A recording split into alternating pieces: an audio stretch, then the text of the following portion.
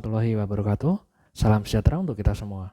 Bapak Ibu guru yang hebat, video ini adalah cerita saya dalam mengimplementasikan pembelajaran berbasis TIK melalui pembelajaran STEM berdiferensiasi berbasis proyek.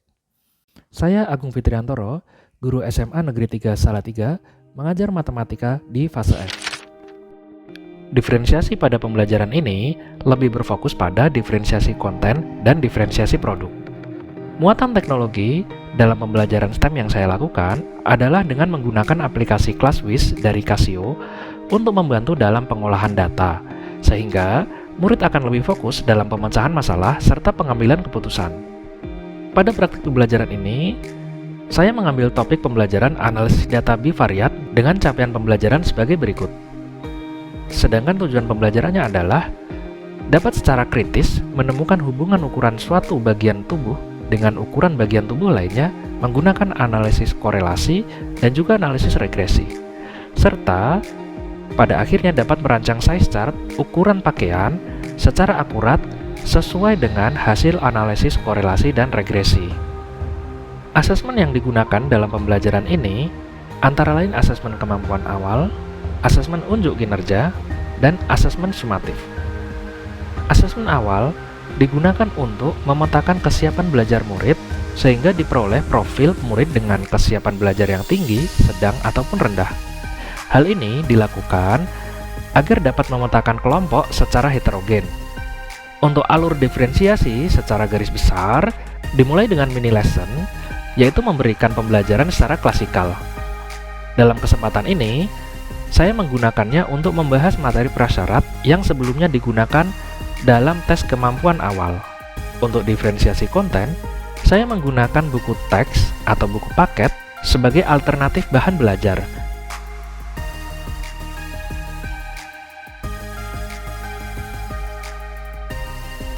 Sebagai alternatif bahan belajar, saya menyediakan video pembelajaran yang telah diunggah pada platform YouTube untuk mengakomodir murid-murid dengan gaya belajar yang cenderung audio-visual.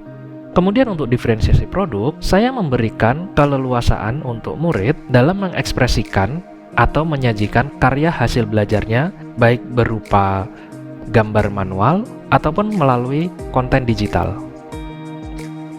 Untuk langkah-langkah pembelajaran, saya tetap menggunakan sintak project based learning sebagai berikut. Pada tahap awal, yaitu pertanyaan mendasar, dimulai dengan pertanyaan pemantik untuk mengarahkan murid mencari tahu apa yang harus dilakukan untuk memecahkan masalah. Selanjutnya menyusun rencana proyek yang dimulai dengan mempelajari materi melalui buku ataupun video yang telah disediakan.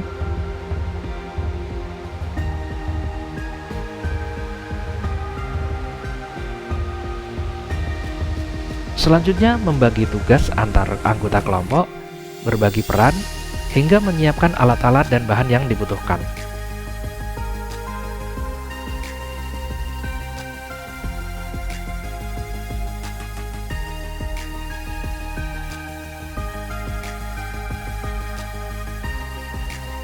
Kemudian setelah data terkumpul, dilakukan pengolahan data. Dan tidak lupa dilakukan monitoring agar pengolahan data memperoleh hasil yang akurat. Sembari mengolah data, murid juga mengembangkan produknya secara kolaboratif. Dalam hal pengembangan produk, seperti disampaikan sebelumnya, terjadi diferensiasi produk. Dalam hal ini, ada beberapa kelompok yang memilih untuk menggunakan gambar secara manual, dan beberapa kelompok lain memilih menggunakan media digital seperti menggunakan platform Canva. Misi ya, lanjutin aja.